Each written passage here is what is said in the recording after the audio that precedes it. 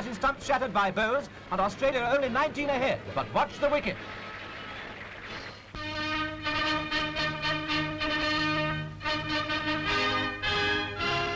In this historic visit to France, new history is made. Never before has an English king travelled by the waterway of the Seine. This is one of the happy experiences provided for the king and queen by their hosts. Under wide-spanned bridges, between ornamental fountains, and below famous old buildings, they passed to the landing stage of the Hôtel de Ville. Even a king and queen, accustomed to the magnificence accorded to monarchs, must be amazed by the magnitude of Paris preparations in their honour. At the Hôtel de Ville, where the municipality of Paris entertains them, the king and queen sign a parchment record of their visit. Witness their signatures. This was on Wednesday, and there is a garden party in the Bois de Boulogne to follow, with tea served at a buffet. The Queen's shady hat and lace picture dress are appraised with admiration by Parisians who pride themselves on ruling the world of fashion, and the camera catches an exchange of amused interest between the King and Queen as some incident in the ballet excites a good-humoured laugh. Can it have been this?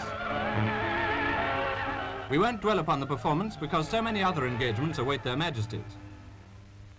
Thursday, Versailles, and the morning is set apart for a great review of military might.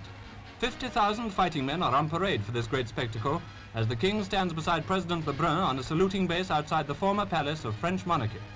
France has replaced the famous sky blue uniform with khaki since the war, and only a few regiments have retained a distinctive appearance.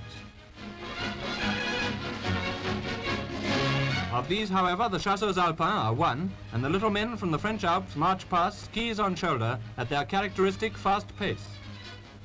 French colonial troops are represented as well as the spies, whom we have already seen, but in these days of mechanized armies, the tanks will probably appear the most impressive sign of strength, double-deckers, some of them. They rumble past the King while heavy bombers sweep over the roofs of the ancient palace.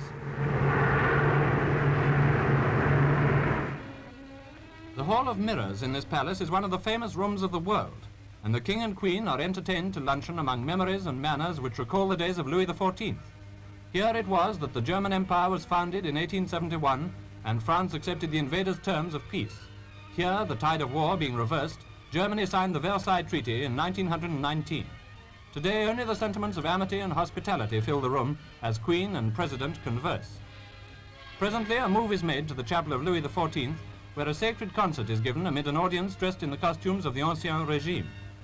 This compliment is provided by actors from the Comédie Française, and as the guests leave, mock courtiers bow low to the real King and Queen.